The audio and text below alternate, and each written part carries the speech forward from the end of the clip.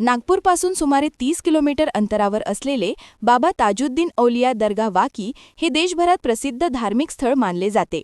दरवर्षी मार्च महिन्यात येथे होणाऱ्या उर्समध्ये लाखो भाविक उपस्थित राहतात.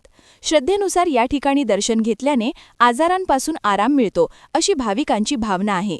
मात्र या पवित्र स्थळाशी संबंधित एक गंभीर प्रकरण समोर आले असून वाकी दर्गा परिसरातील काही शेतकऱ्यांच्या जमिनी बळकावल्या जात असल्याचा आरोप करण्यात आला आहे.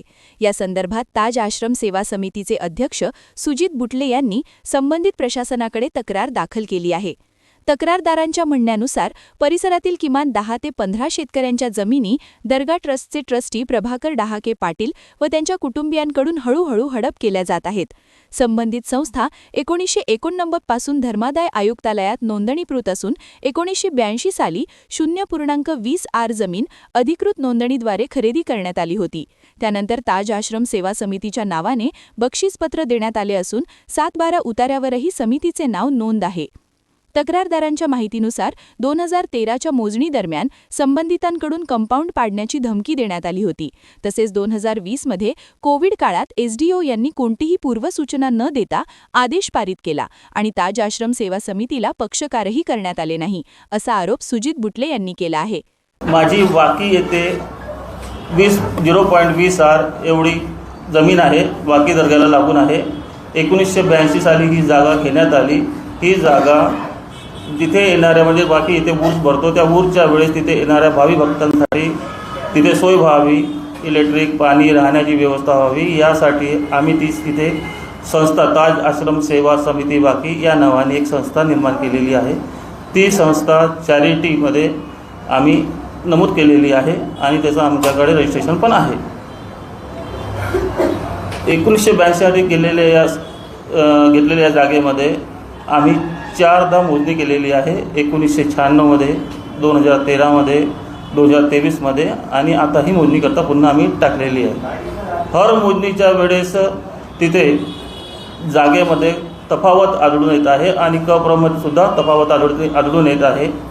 तेथील राजकीय तेथील जे डहाके, प्रभाकर डहाके आणि त्याचे कुटुंबीय जे लोक आहेत हे तेथील मोजणीच्या वेळेस तिथं हस्तक्षेप करतात आणि हस्तक्षेप करून हर वेळेस कप्रत आणि तिथे मोजणीमध्ये जी शीट तयार होते त्या शीटवर आणि कप्रतमध्ये दोन्हीमध्ये खूप तफावत आढळून येत आहे. वारंवार आम्ही याच्या विरुद्ध भूमिलेख ऑफिस सावनेर यांच्याकडे तक्रार केलेली आहे. त्यानंतर आम्ही अपर आयुक्त महसूल मंत्र्यापर्यंत सुद्धा गेलेलो आहे, परंतु आजपर्यंत आम्हाला तिथे कोणत्याही प्रकारची दाद मिळालेली नाही आहे. आम्ही ही जागा 1982 साली विकत घेतलेली होती. ती जागा बागडे म्हणून एक गृहस्थ होते त्यांच्याकडूनच विकत घेतलेली आहे. त्यावेळेस त्याच्यात 0.20 साली जागा तेव्हा विकत घेण्यात आलेली होती, पण त्यानंतर त्यावेळेस ती जागा आम्ही 1996मध्ये मोजून घेतली. तर त्यावेळेस ती जागा आमची 0.20 जागा पूर्ण भरत होती. हे तुमचा आरोप कोणावर आहे, काय तुमचं मत आहे की जमीन जे हडपण्यात येत आहेत असे प्रकार तिथे तुमचंच नाही, इतर काही 25-26 लोकांचे आलेले आहेत, थेट आरोप कोणावर आहे? आमचा थेट आरोप वाकी दरबारचे अध्यक्ष जे आहेत प्रभाकर डहाके आणि त्यांचं कुटुंब यांच्यावर आहेत. या लोकांना तिथल्या राजकीय पुढाऱ्यांचा आणि ज्याच्याकडून आम्ही जागा घेतली या लोकांचे सहकार्य असल्यामुळे ते तिथल्या लोकांना, आजूबाजूच्या लोकांना त्रास देत आहे आणि त्यांच्या कुटुंबातील व्यक्ती तिथे गावातील सरपंच असल्यामुळे त्यांना संपूर्णपणे तिथली जी ही माहिती आहे ती सर्व माहिती त्यांना तिथून मिळते. म्हणजे सरकारी माहिती जी या जागेबद्दल ती संपूर्ण माहिती त्यांना मिळते आणि हे लोक वारंवार तिथला म्हणजे मोजणी करतात आणि मोजणी करून एक व्यक्तीला टार्गेट करून तिथल्या शेतकऱ्यांची जागा हळूहळू बळकवण्याचा प्रयत्न करतात. काँग्रेस पक्षाचे सावनेरचे आमदार तर आशिष देशमुख आणि महसूल मंत्री बावनकुळे साहेबांकडे तुम्ही दाद मागितली का? आम्ही तिथे पण मुंबईला गेलो होतो, तिथे पण दिलेलं आहे, पण कोणत्याही प्रकारचं आम्हाला आतापर्यंत समाधानकारक कोणतंही उत्तर किंवा आम्हाला मोजणी करून आमची जमीन मिळालेली नाही आहे. आमच्याजवळ रजिस्ट्री आहे, संस्थेचं रजिस्ट्रेशन आहे, मार्किंग झालेली जागा होती, पण ती आता कमी होत आहे. असं हे सर्व करून आणि इव्हन नागपूरला भू अधिकारी जे आहेत तिथे त्यांच्याकडे कमीत कमी आम्ही आठवड्यातनं एकदा असं करता आम्ही 3 ते 4 महिने तिथेही पाणी भरलेलं आहे, त्याचंही आमच्याजवळ पूर्ण ॲक्नॉलेजमेंट आहे. पण कमीत कमी 20 ते 22 आहे, परंतु होतं असं आहे की आता ते सर्व कंटाळलेले आहे, अधिकारी जर त्यांच्याकडनं असल्यामुळे आणि ते इथेपर्यंत पोहोचू शकत नाही, त्याच्यामुळे आम्हाला हा पुढाकार घ्यावा लागला. मध्ये पण याची कंप्लेंट आहे, त्याचं पण एक्नॉलेजमेंट आमच्याजवळ आहे. पोलीस अधिकाऱ्यांकडनं आम्ही जेव्हा तिकडे मोजणी असताना आम्ही पोलीस अधिकाऱ्यांना तिथे पोलीस स्टेशनला पैसे भरले आणि तिथनं आम्हाला 2 पोलीस मिळतात, पण तेही येऊन फक्त बसून असतात.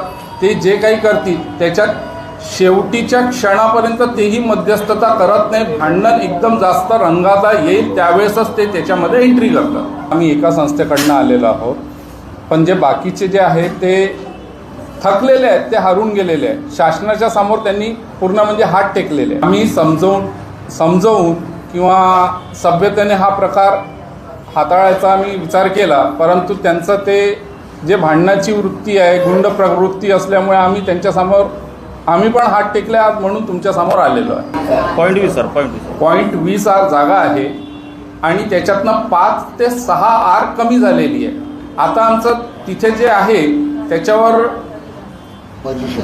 आमचं जे आता पोझिशन आहे तिथे त्याच्यातनंही त्यांनी तोडायचं म्हणजे लेखी आणलेलं आहे. तर ते आमच्याजवळ 16 आर वगैरे होतं, तर त्याच्यातनंही तोडायचं म्हणजे ते कंपाऊंड वगैरे तोडायचं, हे तोडायचं ते तोडायचं, रस्ता नाही आहे, हे सर्व प्रकार आमच्यासोबत आता तिथे घडत आहे. अधिकाऱ्यांकडनं, भू अधिकाऱ्यांकडनं ते घेऊन येतात सावनेरमधनं आणि त्याच्याच मार्फतचे सर्व होऊन राहिलं. इव्हन इतकंच नाही की जे मोजणी होतं किंवा हे जे काही प्रकार झाले एकत्रीकरणाचं एक त्यांनी आम्हाला सांगितलेलं आहे, तर हे करत असताना सुद्धा त्यांनी आम्हाला कोणालाही तिथे बोलावलेलं नव्हतं. हे परस्पर करण्यात आलेलं आहे. या प्रक्रियेत प्रभाकर डहाके पाटील, त्यांचे कुटुंबीय आणि भगवान पाटील यांचा सहभाग असल्याचा आरोप तक्रारदारांनी केला आहे. काही राजकीय व प्रशासकीय अधिकाऱ्यांच्या आश्रयामुळेच हे प्रकार सुरू असल्याचा गंभीर आरोपही करण्यात आला आहे. दरम्यान तक्रारदारांनी उपभू अधीक्षक, अप्पर आयुक्त तसेच महसूल मंत्र्यांकडे न्याय मागितला असला तरी अद्याप समाधानकारक निर्णय मिळालेला नाही. त्यामुळे या संपूर्ण प्रकरणाची सखोल चौकशी करून दोषींवर कठोर कारवाई करण्यात यावी अशी मागणी ताज आश्रम सेवा समितीने केली आहे. कैमरामैन सचिनसह सनी भोंगाडे, शंखनाद न्यूज, नागपुर। क्या हुआ बहू? माँ, पाइल्स की बहुत तकलीफ हो रही है। तो तुम गुदरोग सर्जन के पास क्यों नहीं गई? देखो, जैसे हार्ट के लिए हार्ट स्पेशलिस्ट, ब्रेन के लिए ब्रेन स्पेशलिस्ट, तो पाइल्स के लिए पाइल स्पेशलिस्ट क्यों नहीं? स्त्री हो या पुरुष, टॉयलेट में तकलीफ केवल पाइल्स ही नहीं और भी कई प्रकार के गुदरोग तथा कैंसर भी हो सकता है। इसीलिए इसकी प्रत्यक्ष जांच जरूरी है। ठीक है माँ, पर जांच के लिए हम जाएंगे कहाँ? वही काले आयुर्वेदिक पाइल्स हॉस्पिटल में। लेकिन माँ, प्रेगनेंसी में पाइल्स की दवाइयाँ? प्रेगनेंसी में आयुर्वेदिक दवाइयाँ सुरक्षित होती है। जनहित में जारी काले आयुर्वेदिक पाइल्स हॉस्पिटल, औषधि चिकित्सा तथा सर्जरी ट्रीटमेंट उपलब्ध। हमारा पता उमरेड रोड, दिघौरी बस स्टॉप के पास, नागपुर। अधिक जानकारी के लिए वेबसाइट पर जाएं kalepileshhospital.com।